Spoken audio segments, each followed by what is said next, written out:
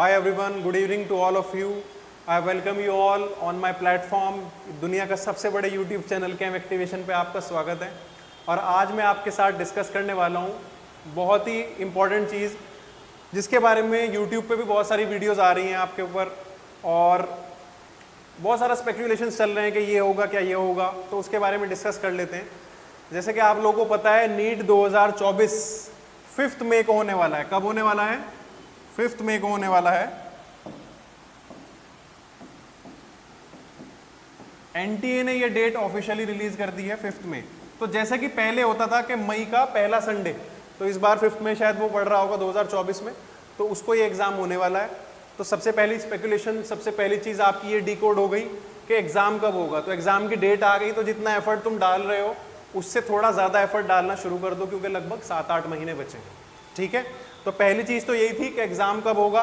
दूसरा जो सबसे बड़ा प्रॉब्लम चल रहा है, जिसके ऊपर सबसे ज्यादा वीडियोस भी बन रही थी और अलग अलग बच्चों के दिमाग में डाउट्स चल रहे थे, वो ये थी कि कौन एग्जाम कराएगा, है ना।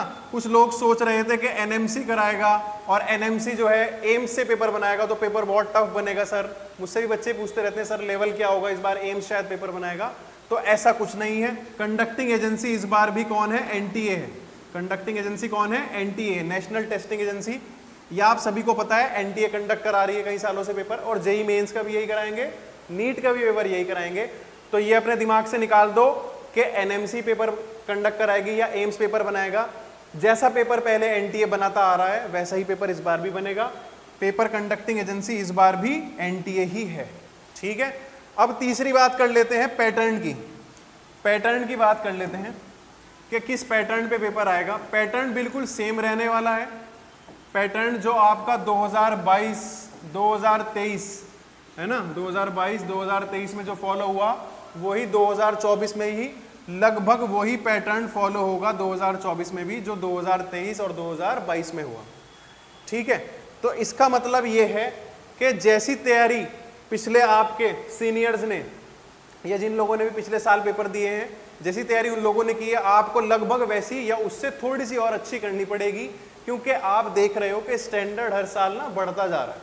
ठीक है, आप खुद देख रहे हो कि बायोलॉजी में, मैं तो बायोलॉजी का टीचर नहीं हूं, बट फिर भी मैंने देखे असर्शन रीजन खूब आ रहे हैं, या स्टेटमेंट बेस्ड आ रहे हैं, है ना। स्टेटमेंट बेस्ड क्वेश्चन आ रहे हैं, जिसके लिए आपको बहुत डीप नॉलेज चाहिए किसी भी कॉन्सेप्ट की। तो ये चीज का ध्यान रखना कि नीट का पेपर अपने आप में इवॉल्व हो रहा है। तो पहले डायरेक्ट उठा के दे देते थे एनसीईआरटी से, लेकिन अब उसकी एप्लीकेशन ज्यादा आ रही है ना, एप्लीकेशन बेस्ड पेपर ज्यादा आ रहा है। तो दो बातें हमने डिस्कस कर ली। क्या? एक तो नीट कौन कंडक्ट करा रहा है? एनटीए कंडक्ट कराएगी। एनएमसी या एम्स नहीं पेपर बनाने वाला, एनटीए ही पेपर बनाएगी आपका। 5 मई को होने वाला है। ठीक है, तीसरी बात हम पैटर्न की कर लेते हैं। जो 22-23 में पैटर्न फॉलो हुआ, वही 24 में भी फॉलो होने वाला है। और अच्छी बात यह है कि आपका एग्जाम 5 मई को है, और उन्होंने बोला है कि रिजल्ट लगभग फर्स्ट वीक ऑफ जून में आ जाएगा। रिजल्ट कब कह रहे हो? फर्स्ट वीक ऑफ जून में। ठीक है, फर्स्ट वीक ऑफ जून। तो मान के चलो बच्चों, अगर लेट भी हुआ तो 10 जून 11 जून तक आपका रिजल्ट आ जाएगा। और अगर रिजल्ट टाइम पे आएगा, रिजल्ट अगर टाइम पे आएगा, तो फिर आपकी काउंसलिंग भी जल्दी होगी और आपके एडमिशंस भी टाइम पे होंगे। यानी कि एकेडमिक साइकिल जो है वो प्रॉपर रोटेट करेगी आपकी टाइम से। ठीक है, तो इसमें बच्चों का ही फायदा है कि चीजें टाइम से होंगी, तो उनकी पढ़ाई भी टाइम से शुरू हो जाएगी। ठीक है, पैटर्न के बारे में सबको समझ में आ गया। थोड़ा सा आपको अपनी नॉलेज को एनहेंस करना पड़ेगा, क्योंकि असर्शन रीजन और स्टेटमेंट बेस्ड क्वेश्चन खूब पूछ रहे हैं। तो पेपर थोड़ा सा इवॉल्व हो रहा है। मैं ये नहीं कह रहा हूं कि हार्ड हो रहा है, ठीक है, लेकिन पेपर अंदर ही अंदर थोड़ा इवॉल्व हो रहा है, एप्लीकेशन बेस्ड होता जा रहा है। जैसे आप पहले 360 में से 360 बायो में मार आते थे आराम से, अब उतना आसान काम नहीं रहेगा। थोड़ा सा आपको अपने आप को एप्लीकेशन बेस्ड पढ़ने पर मजबूर होना पड़ेगा।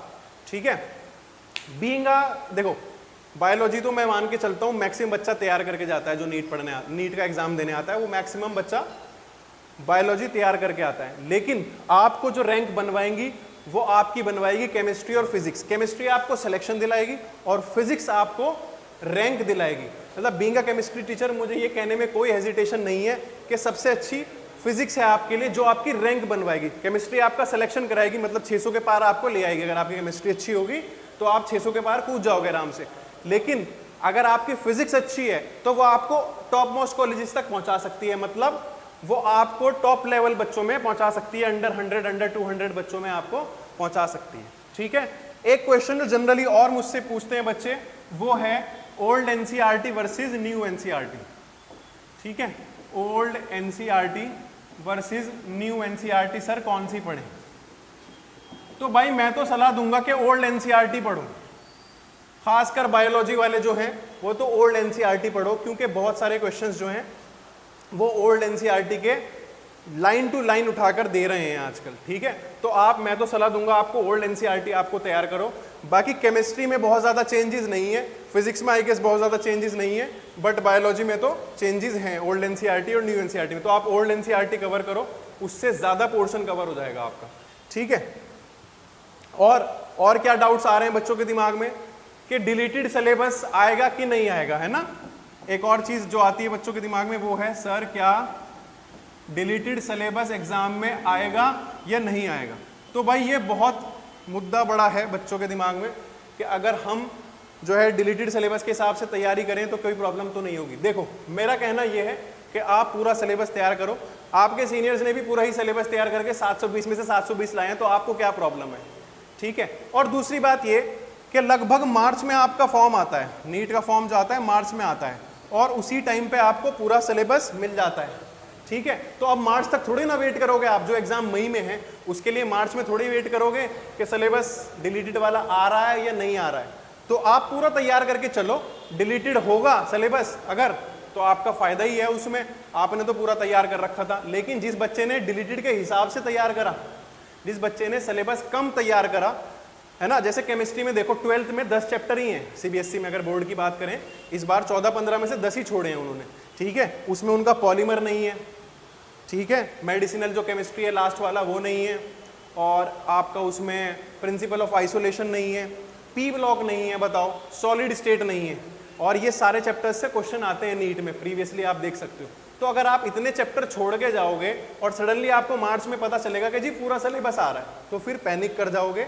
उन चैप्टर्स को आप कब पूरा करोगे और कब उनके क्वेश्चंस लगाओगे, कब रिवीजन करोगे, तो इसमें बहुत प्रॉब्लम आ जाएगी। तो हमने 4-5 चीज़ें आपसे बात कर ली है। आई होप इस वीडियो के थ्रू आपको ये सब चीज़ें क्लियर हो गई होंगी कि कौन एग्जाम करा रहा है, एनटी एग्जाम कराएगी। अगेन 5 मई को एग्जाम होने वाला है, रिजल्ट आपका जून के फर्स्ट वीक में या 10-11 जून तक आपका आ जाएगा। ठीक है, उसके अलावा हमने बात करी old NCERT versus new NCERT. तो अगर फोकस आपका बायोलॉजी है 360 में 360 लाने का, तो मैं आपको सजेस्ट करूंगा आप ओल्ड एनसीईआरटी पढ़ो। उसके अलावा डिलीटेड सिलेबस पढ़ना है कि नहीं, आप सारा सिलेबस पढ़ो, आप सारा सिलेबस पढ़ो। अगर डिलीट हुआ भी तो उसमें आपको बेनिफिट रहेगा, कोई इशू नहीं है, आपने तो पढ़ा हुआ था। ठीक है, जो बच्चा नहीं पढ़ के जाएगा वो उस टाइम पे बहुत ज़्यादा क्या हो जाएगा, एंग्जाइटी में आ जाएगा, टेंशन में आ जाएगा कि अब मैं इसको कैसे करूं कवर, क्योंकि छोटा मोटा नहीं है। अभी मैंने आपको 5 चैप्टर गिनवाए 12th के, 11th के भी ऐसे कितने चैप्टर हैं, सपोज करो स्टेट्स ऑफ मैटर है, 11th में भी पी ब्लॉक शायद कटा हुआ है आई गेस। ठीक है, और भी इन्वायरमेंटल केमिस्ट्री है, उनका लास्ट वाला चैप्टर जो है वो नहीं है। तो 11th के भी सिलेबस, मैं तो केमिस्ट्री की बात कर रहा हूँ आपसे, क्योंकि केमिस्ट्री में इतने सारे टॉपिक कटे हुए हैं। तो अगर ये सब आएंगे तो बहुत प्रॉब्लम हो जाएगी, केमिस्ट्री के, फिजिक्स के, बायोलॉजी के, तो बहुत प्रॉब्लम हो जाएगी आपको। तो मैं कह रहा हूँ आपको पूरा सिलेबस आप तैयार करके चलो। और खास बात ये है कि जितना टॉपिक पढ़ते जा रहे हो भाई, उसका रिवीजन बहुत ज़रूरी है। ये गेम ही नीट जो है, ये गेम ही रिवीजन का है। जिसका जितना ज़्यादा रिवीजन होगा उतना उसकी प्रोबेबिलिटी होगी सिलेक्शन की। रिवीजन और टेस्ट, यही 2 इंपॉर्टेंट हैं। सिलेबस लगभग ज़्यादातर बच्चे कंप्लीट कर लेते हैं at the end of February March, ठीक है, लेकिन वो बच्चे टेस्ट से भागते हैं, रिवीजन नहीं करते टाइम पे। तो बैकलॉग नहीं आपको छोड़ना है। बैकलॉग पे बहुत ज़्यादा सवाल आते हैं, मैं इस पर एक वीडियो अलग से बनाऊंगा कि बैकलॉग को कैसे कवर करना है, कैसे आप इस परेशानी से निकल सकते हैं। लेकिन मेरी इस चीज़ को ध्यान रखना, जो भी टॉपिक पढ़ते जा रहे हो अभी उसका रिवीजन करना है आपको, कल पे नहीं छोड़ना इसका रिवीजन। और इसके टेस्ट आपको देने हैं, क्वेश्चन ज़्यादा से ज़्यादा लगाने हैं, क्योंकि एग्जाम में जितने ज़्यादा क्वेश्चन आप लगा के जाओगे, प्रोबेबिलिटी है कि उन्हीं क्वेश्चन में से या उसी टाइप का क्वेश्चन आपको एग्जाम में मिल जाएगा। तो उसमें टाइम भी कम लगेगा और आपको आता भी होगा। ठीक है, तो इतना ही रखेंगे आज के लिए। आई होप ये सारे डाउट सबके क्लियर हो गए होंगे। अगर किसी को फिर भी कोई डाउट रहता है तो कमेंट सेक्शन में मुझे मेंशन कर देना। और केमिकल बॉन्डिंग चल रही है, केमिकल बॉन्डिंग के आप टॉपिक्स जाके पढ़ सकते हो, प्लेलिस्ट बनाई है मैंने। अगर केमिकल बॉन्डिंग में आपको और कुछ पढ़ना है, मैंने कुछ इंपॉर्टेंट टॉपिक्स अलग से उठा के पढ़ाए थे, जैसे बेंड्स रूल पढ़ाया था, ड्रैगोस रूल पढ़ाया था, जो अलग से नहीं पढ़ाते लोग, तो वो आप देख लेना, बहुत छोटी छोटी वीडियोज़ हैं। ठीक है। इसके अलावा अगर आपको कुछ चाहिए, जैसे वीबीटी पढ़नी है या आपको एमओटी पढ़नी है, तो उसके लिए आप लोग मुझे कमेंट बॉक्स में बता सकते हैं। ठीक है, तो नेक्स्ट वीडियो के लिए, तब तक के लिए आप से लेते हैं अलविदा। Take care, bye bye.